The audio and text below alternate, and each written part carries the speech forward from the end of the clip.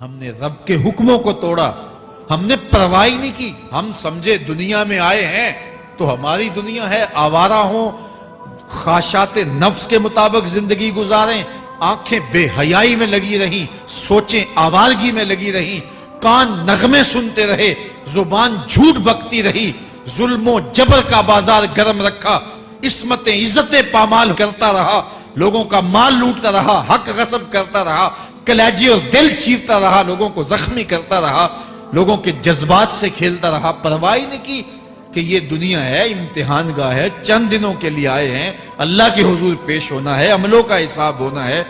اب جب وہ دیکھیں گے کہ ہمارے ساتھ کیا ہونے والا ہے تو ان کے چہرے پہلے بگڑ جائیں گے. کیوں؟ وہ گمان کریں گے کہ ان کی ریڑھ کی ہڈی توڑ دی جائے گی. ایسے عذاب آئیں گے جس طرح کسی کی ریڑھ کی ہڈی ٹوٹ جائے تو اس کا چہرہ شگفتہ گلاب تو نہیں ہوتا، اس کا چہرہ جو ہے وہ تو کس قدر مرجھایا ہوا ہوتا ہے. تو اللہ ارشاد فرماتا ہے اس طرح ان کے چہرے ہوں گے. ابھی عذاب آیا نہیں ہے لیکن چہرے پہلے اترے ہوئے ہوں گے، اور جب عذاب کی بھٹی میں ڈالے جائیں گے، اللہ اکبر. اور وہ سخت عذاب، حضور نے جبریل امین سے پوچھا مجھے جہنم کے عذابوں کا ذکر سناؤ. عرض کی حضور سب سے ہلکے عذاب کی کہانی سناتا ہوں، اور وہ یہ کہ جہنمی کے پاؤں میں آگ کا جوتا رکھا جائے گا، باقی پورا بدن اس کا سلامت ہوگا. یہ سب سے ہلکے عذاب کی کیفیت ہے. اب پاؤں میں آگ کا جوتا ہوگا، حدت، گرمی، شدت اتنی ہوگی کہ دماغ پگھل کے ناک اور کانوں کے راستے سے باہر آ جائے گا. پاؤں میں رکھے ہوئے جوتے کی گرمی دماغ کو ایسے چڑھے گی کہ وہ پگھل جائے گا اور ناک اور کانوں کے راستے سے باہر آ جائے گا. تو اللہ کے عذاب کے خوف سے چہرے بگڑ جائیں گے، حالت سلامت نہیں رہے گی. یہ بات ذہن میں رکھیں کہ اللہ جس کو جہنم میں ڈالے گا اس کو اس صورت میں نہیں ڈالے گا. یہ محمدی صورت ہے، یہ شکل اس کی چھین لی جائے گی اور اس کی شکل بڑی کر دی جائے گی. اس کا ایک ایک دانت احد پہاڑ جتنا ہوگا. احد پہاڑ کا پھیلاؤ 15 کلومیٹر پہ ہے. 15 کلومیٹر کا ایک دانت اور 32 دانت کتنے ہوں گے تو منہ کتنا بڑا ہوگا. اس کو اتنا بڑا اس لیے کیا جائے گا تاکہ وہ عذاب کی تکلیف زیادہ سہے. 70 گز موٹی کھال ہوگی اور کھال جل جائے گی تو اللہ قرآن میں فرماتا ہے ہم نئی کھال دے دیں گے تاکہ عذاب کی تکلیف اس کو گوارا کرنی پڑے. پھر چیخے گا، چلائے گا، ہائے مجھے پانی دو، پانی دو، پیاس کی شدت ہے. 70 سال تک تو اس کی کوئی آواز ہی نہیں سنے گا. 70 سال کے بعد داروغہ جہنم چیخ کر کہے گا کیا مانگتا ہے؟ وہ بولے گا مجھے پانی چاہیے. کہا جائے گا تو بے بھی ملتا ہے پانی. پھر داروغہ جہنم اسے پانی دے گا. کوکا کولا کی بوتل دے گا یا پیپسی تھما دے گا یا منرل واٹر کی بوتل دے گا؟ نہیں، قرآن بتاتا ہے اسے مائے حمیم دیا جائے گا، کھولتا ہوا پانی. اور وہ اتنا گرم ہوگا جب پینے کے لیے چہرے کے قریب کرے گا اس سے اٹھتی ہوئی بھاپ کی وجہ سے چہرے کی کھال ادھڑ کے اس کے اندر گر پڑے گی، لیکن اس کے باوجود اس کو پینا پڑے گا. اللہ فرماتا ہے یہ دنیا ہی سب کچھ نہیں ہے، سمجھ لیا یہی سب کچھ ہے، آخرت کو بھول گئے. صبح اٹھے کام پہ چلے گئے، شام آئے آوارگی میں چلے گئے، صدائیں آتی رہی حی علی الصلاۃ حی علی الفلاح، کوئی پرواہ نہیں کی. نہ پیشانیوں نے سجدے کیے، نہ سوچوں میں پاکیزگی آئی. زندگی یوں گزار کے چلے گئے. ایسے نہیں، کہا ایک وہ ہوں گے جن کے چہرے شگفتہ گلاب ہوں گے، ایک وہ ہوں گے جن کے چہرے بگڑے ہوئے ہوں گے. اللہ اکبر. کلا اذا بلغت التراقی. یہ تو قیامت کا منظر ہے نا، قیامت سے قبل بھی ایک منظر ہے. اللہ اس منظر کو بھی بیان کر رہا ہے. کلا اذا بلغت التراقی. ہاں جب جان گلے کو پہنچ جائے گی. اے انسان تیرے اوپر وہ گھڑی بھی آنے والی ہے، وہ وقت بھی آنے والا ہے جب سانس اس ہنسلی میں اٹک جائے گا، جب سینے سے بھی سانس اوپر چلی گئی. اب ڈاکٹر بھی لا علاج قرار دے رہے ہیں کہ اب علاج نہیں رہا ہے، جان بس اب نکلنا چاہ رہی ہے.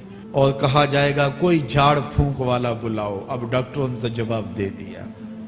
اب سانس اٹک گئی گلے میں، چند لمحوں کی مہمان ہے. اب ڈاکٹروں نے کہا اب ہماری جانب سے لا علاج ہو گیا، اب لے جاؤ اس کو گھر یا وینٹیلیٹر پہ ڈال دیتے ہیں اس کو. بس اب ہماری جانب سے کوئی اس کا علاج نہیں ہے.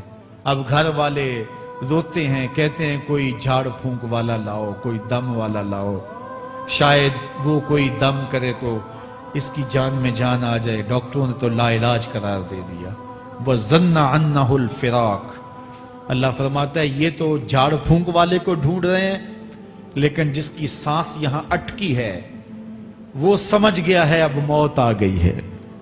اس کو یقین ہو گیا ہے کہ اب موت کے لمحے آ گئے ہیں, اب میں بچ نہیں پاؤں گا. اب آنکھیں تاڑے لگی ہوئی ہیں. وَالْتَفَّتِ السَّاقُ بِالسَّاقِ. پنڈلی پہ پنڈلی چڑھ رہی ہے. جب موت آ جاتی ہے تو پھر پنڈلی سے پنڈلی لپٹ جاتی ہے, اس کو پھر جدا کرتے ہیں اور جدا کر کے دونوں انگوٹھے باندھ دیتے ہیں تاکہ پنڈلی کے اوپر پنڈلی نہ چڑھے. اللہ وہ منظر بیان کرتا ہے, صاحب یہ وقت آنے والا ہے جب دونوں انگوٹھے باندھ دیے جائیں گے, جب ناک میں روئی ٹھونس دی جائے گی, جب چٹے لباس میں کفن دیا جائے گا, جب غسال کے سامنے بے بس پڑے ہوں گے, وہ چاہے یہ بازو اٹھائے چاہے یہ بازو اٹھائے, گرم پانی ڈالے یا سرد پانی ڈالے, جب بس پڑے ہوئے ہوں گے جو ہے وہ غسل دینے والوں کے, اور ناک میں روئی ہوگی اور دونوں انگوٹھے آپس میں بندے ہوں گے. یہ محل, یہ ماڑی, یہ کوٹھیاں, یہ بنگلے جس کو سویر شام لگ کے حلال حرام کی تمیز کیے بغیر بنایا تھا, غوث اعظم رضی اللہ تعالیٰ عنہ بولے مکان بنا رہا ہے, بسیں گے اور حساب تو جا کے دے گا. اور یہ تو ایک رات بھی تجھے اس گھر کے اندر نہیں رکھیں گے کہ چلو ایک رات مہمان رکھ لیں. کہتے ہیں نہیں نہیں, مہمانوں نے بھی جانا ہے تو جلدی کرو, اس کو سپرد کراؤ. وہ تو تیرا لباس بھی پھاڑ کے اتاریں گے, خود غسل دینے کے لیے تیار بھی نہیں ہے. تجھ سے خوف آنے لگا ہے, جاندی واری ڈرونا بنے ہوتے, ہاتھ نہ لاندے ڈر دے, جنہ لئی تو پاپ کمائے اج کتھے نہیں تیرے کر دے. آج تو وہ تیرے ساتھ تجھے غسل دینے کے لیے آمادہ نہیں ہے. وَالْتَفَّتِ السَّاقُ بِالسَّاقِ. جب پنڈلی پہ پنڈلی چڑھنے لگ جائے گی, إِلَىٰ رَبِّكَ يَوْمَئِذٍ الْمَسَاقُ. اس دن تیرے رب کی طرف ہی لوٹ کے جانا ہے. فَلَا صَدَّقَ وَلَا صَلَّىٰ. اس نے نہ تو سچ مانا اور نہ نماز پڑھی. وَلَٰكِنْ كَذَّبَ وَتَوَلَّىٰ. ہاں جھٹلایا اور منہ پھیر کے چل پڑا. ثُمَّ ذَهَبَ إِلَىٰ أَهْلِهِ يَتَمَطَّىٰ. پھر اپنے گھر کو اکڑتا ہوا چلا. اولا لک فاولا ثم اولا لک فاولا. تیری خرابی آ پہنچی, ہاں تیری خرابی آ پہنچی. اَيَحْسَبُ الْإِنسَانُ أَن يُتْرَكَ سُدًى. انسان دنیا میں یہ گمان کرتا ہے اس کو سدا چھوڑ دیا جائے گا. سدا عربی میں ایسے اونٹ کو کہتے ہیں جس کی مہار کسی کے ہاتھ میں نہ ہو. شترے بے مہار, جہاں مرضی جس گھاٹ سے چاہے پانی پیے, جہاں سے مرضی چارہ لے, تو شترے بے مہار کو کہتے ہیں سدا. تو یہ انسان بھی گمان کرتا ہے کہ میں بھی سدا ہوں, مجھے کوئی کیوں پوچھے, میرے جذبات پہ کوئی کیوں قدغن لگائے, مجھے کیوں روکے کوئی. بالخصوص جوانی کے ایام کے اندر جوان کو بڑا ہوتا ہے کہ کوئی مجھے کیوں. وہ تو ماں باپ کے کہنے میں بھی نہیں آنا چاہتا, وہ کہتا ہے کیوں مجھے روکتے ہیں, میری جوانی ہے, میرے جذبات ہیں, مجھے آزادی سے جینے دو, کیوں میرے راستے میں رکاوٹ بنتے ہو, میں سدا ہوں. اللہ فرماتا ہے نہیں, ایک اونٹ تو سدا ہو سکتا ہے, جس کو میں نے اشرف المخلوقات بنایا ہے اس کو تو سدا نہیں چھوڑوں گا, اس کو تو پابند بناؤں گا حکام کا. اب وہ کہتا ہے کہ نہیں نہیں, یہ کیسے دوبارہ اٹھائے جائیں گے. اب دوبارہ وہی بات پھر آ گئی. الم یک نطفۃ من منی یمنی. اللہ فرماتا ہے ایک بوند تھی نا, پانی کا ایک قطرہ تھا جو رحم مادر میں رکھا گیا. ثم کان علقہ, پھر وہ پانی کا قطرہ لوتھڑا بنا. فخلق فسوی, پھر اللہ نے اسے پیدا فرمایا اور پھر ٹھیک ہموار کیا. فجعل منہ الزوجین الذکر والانثی, پھر اس سے وہ جوڑ بنائے, کوئی مرد بنایا کوئی عورت بنائی. کہا اب غور کر, اب تیری آنکھیں دیکھتی ہیں, بجلیاں چمکتی ہیں, تیری زبان کا طوطی بولتا ہے, لوگ اشش کرتے ہیں تیری گفتگو پہ, تیری گفتار پہ صدقے جاتے ہیں, تیرے لہجے کے جمال کو دیکھتے ہیں, تیرے سینے کا زور, تیرے پنجوں کی طاقت, تیری دماغ کی تیزیاں اور تیری سوچوں کے اجالے, تیری زوردار ٹانگیں, تیرے کڑیل بازو, اور تیری چوڑی چھاتی اور تیرے گلاب کی پتیوں جیسے ہونٹ، اے انسان یہ سب کچھ کہاں تراشا گیا؟ ماں کے رحم میں، اس تاریکی میں جو 3 پردوں میں تھی۔ تیرا سر تیرے گھٹنوں میں تھا، اور تیرے رب نے وہاں تیرے اندر نسوانیت یا رجولیت کی صلاحیتیں پیدا کی، تیری آنکھوں میں چمک پیدا کی، تیرے کانوں میں نغمے بکھیرے، تیری زبان کے پٹھوں پہ قوت ذائقہ رکھی، تجھے بولنے کی صلاحیت دی، تیرے پنجوں میں زور رکھا۔ آج تو مفتی شہر ہے، آج تو علامۃ الدہر ہے، آج تو قاضی القضات ہے، آج تو منسٹر ہے، آج تو وزیر اعظم ہے، آج تو پہلوان ہے، آج تو شہزادہ ہے، آج تو بادشاہ ہے، آج تو زوراور ہے۔ آج تیری طاقت کے کیا کہنے؟ آج شیروں کو تو نچا لیتا ہے، ہاتھیوں کو تو بٹھا لیتا ہے، آج تو بڑا زوراور گھڑ سوار ہے۔ آج تیری طاقت کے کیا کہنے؟ تو کشتی کرتا ہے، زمانہ دیکھنے آتا ہے۔ آج تیری طاقت کے شوہرے ہیں، تیری عظمت کے تنتنے ہیں، لیکن انسان تو ایک ناپاک قطرہ تھا اور رحم مادر میں تھا۔ تیرے اندر یہ رنگ کس نے بھرے؟ تیرے کانوں میں نغمے کس نے رکھے؟ تجھے دماغ کی قوتیں کس نے دی؟ زبان کو بولنا کس نے سکھایا؟ آنکھوں میں توانائیاں کس نے رکھی؟ تیری زبان کا طوطی بولتا ہے، یہ سلیقے کس نے دیے؟ پھر اللہ فرمایا، کتنا زوردار بیان ہے، الیس ذالک بقادر علی ان یحیی الموتى۔ جو ماں کے پیٹ میں ایک نطفے کو ایک خوبصورت انسان بنا سکتا ہے، ہڈیوں کو جوڑ کے دوبارہ انسان نہیں بنا سکتا؟ کیا وہ دوبارہ تجھے کھڑا نہیں کر سکتا اپنے سامنے پیش ہونے کے لیے؟ جس کے حکموں کو تو نے توڑا ہے، جس کے فرامین کا تو نے مذاق اڑایا ہے، کیا وہ اتنا ہی بے بس ہے کہ اپنے حضور تجھے جو ہے وہ کھڑا ہی نہیں کر سکتا ہے؟ جس رب نے تجھے ماں کے شکم میں شکل دی، حضرت شیخ فرید الدین عطار بولتے ہیں، سانے کستی سلاتی می شود، ایسا کاریگر ہے مٹی سے بادشاہ بنا ڈالتا ہے۔ اس نے مٹی سے دارا و سکندر بنائے، اس نے مٹی سے جو ہے وہ رستم و سہراب بنائے، اس نے مٹی سے کیا کیا بنا دیا، جو مٹی سے بادشاہ بنا سکتا ہے، جو نطفہ رحم مادر سے جو ہے وہ شکل اور صورت اور رنگ اور جمال بنا دیتا ہے۔ تیری صورت نکھرتی ہے، تیرے ہونٹ گلابی ہیں اور تیری نرگسی آنکھیں ہیں، تیرے ریشمی بال ہیں اور تیری خوبصورت رنگت ہے، تو چال چلتا ہے تو لگتا ہے قیامت چل رہی ہے، تیرا قد رانا جو ہے وہ صنوبر کو شرماتا ہے، تیری گفتار کے تنتنے ہیں۔ جس نے اتنی خوبصورت شکل ماں کے رحم میں بنائی، کیا وہ ہڈیوں کو جوڑ کے دوبارہ انسان نہیں بنا سکتا؟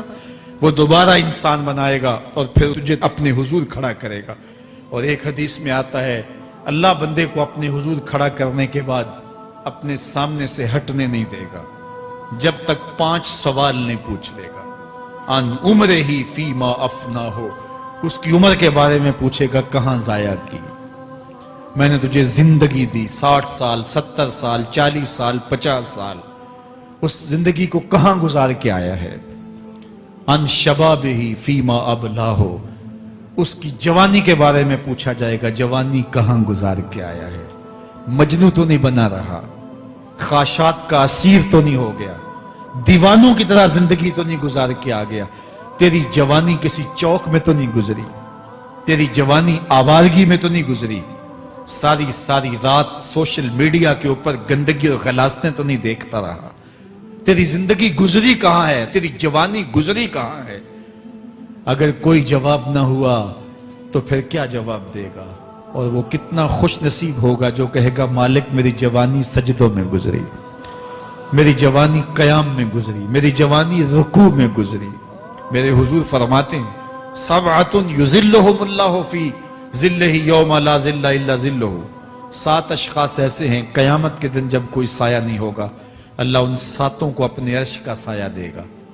ان میں سے دوسرا شخص میرے حضور نے بیان فرمایا، وَشَابٌ نَشَأَ فِي عِبَادَةِ اللَّهِ، وہ جوان جس کی جوانی اللہ کی عبادت میں گزرے گی۔ جوانوں، اپنی زندگی کو مالک کی دہلیز پہ لے آؤ، जवानी वही है जो मालिक की चौखट पे गुजरे। अपने दिल का ताल्लुक जोड़ो, इश्क करना है तो फिर आमना के लाल से करो।